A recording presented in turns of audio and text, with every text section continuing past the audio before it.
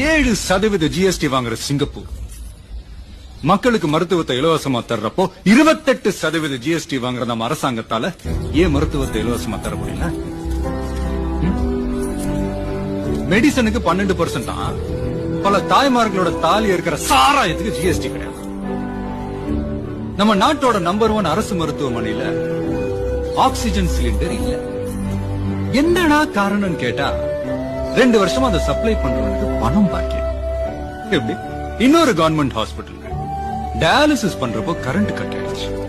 4 பேர் செத்தே போயிட்டாங்க. கேவலம் அங்க ஒரு பவர் பேக்கப் கூட இல்ல. இன்குபேட்டர்ல வச்சிருந்த ஒரு குழந்தைய பெருச்சாலி கடிச்சு இறந்து போறதுல நம்ம ஊர்ல மட்டும் தான்.